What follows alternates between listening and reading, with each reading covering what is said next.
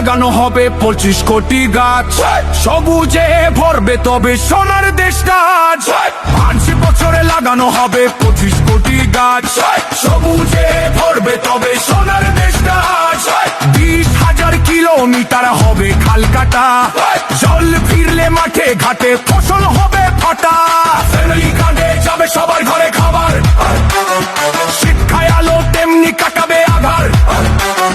সবার জন্য সময় মতো ডাক্তার সেবা, বাংলাদেশে এমন কিছু তখন করছে কে বা?